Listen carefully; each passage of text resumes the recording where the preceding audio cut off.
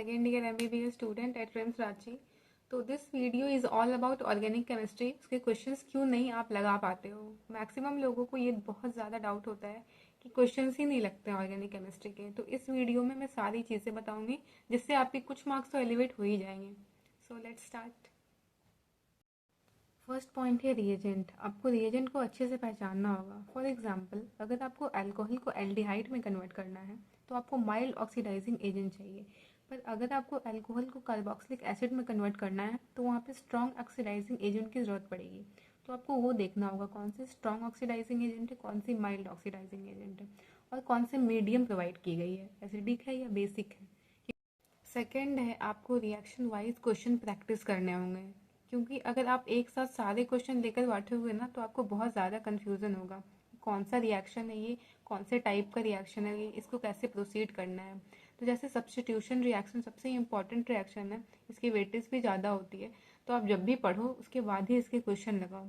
इसके बाद addition reaction पढ़ते हो, एलिमिनेशन पढ़ते हो, तो पढ़ने के बाद ही क्वेश्चन लगाया करो, क्योंकि आप सम अप करके एक साथ लगाओगे ना तो बहुत ज़्यादा कन्फ्यूजन होगी।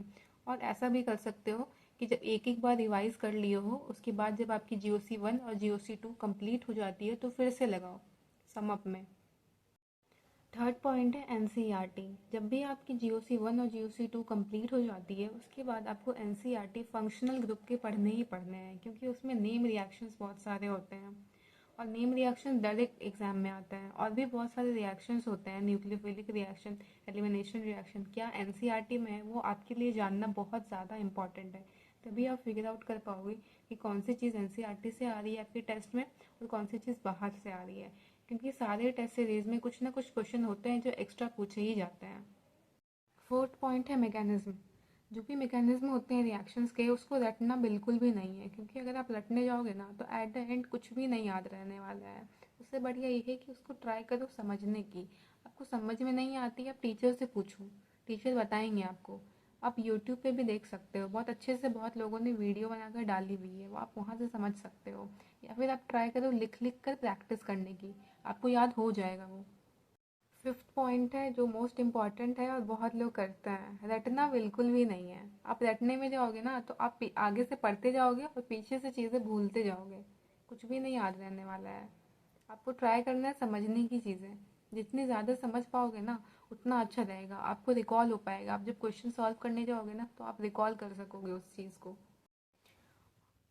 सिक्स पॉइंट है सिलेबस। कुछ लोगों का ये कहना है या फिर डाउट है कि कहीं डिलीटेड पोर्शन से तो क्वेश्चन नहीं आएंगे, तो ऐसा बिल्कुल भी नहीं है। डिलीटेड पोर्शन से बिल्कुल भी क्वेश्चन नहीं आएंगे, पर जो चीज़ें एक्स्ट्रा ऐड की गई हैं प्यूरिफिकेशन ऑफ ऑर्गेनिक कंपाउंड उनसे क्वेश्चन आएंगे ही आएंगे। वो एक तो छोटी टॉपिक है जो कि आप एक दिन में भी पढ़ सकते हो, ज़्यादा से ज़्यादा 1 या 2 दिन लगेंगे, और उससे क्वेश्चन आएंगे ही, तो आपको पढ़ लेनी चाहिए वो।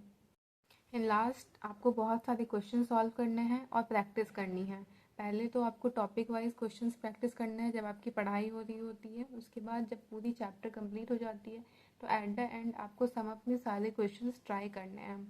उसके बाद जब आप टेस्ट देते हो तो उसमें देखना है कि कौन से क्वेश्चंस गलत हो रहे हैं, सही हो रहे हैं तो कहीं आपने तुक्का तो नहीं मारा है।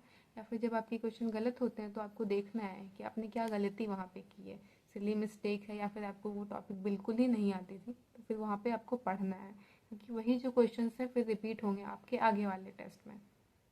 आई होप इसमें सारे प्रॉब्लम्स जो भी एक एस्पिरेंट के होते हैं वो सॉल्व हो गए होंगे, और अगर सॉल्व नहीं हुए हैं तो आप कमेंट बॉक्स में डाल सकते हैं। मैं नेक्स्ट वीडियो में वो सारी चीज़ें इंक्लूड कर लूँगी। Thank you so much for watching my video till the end.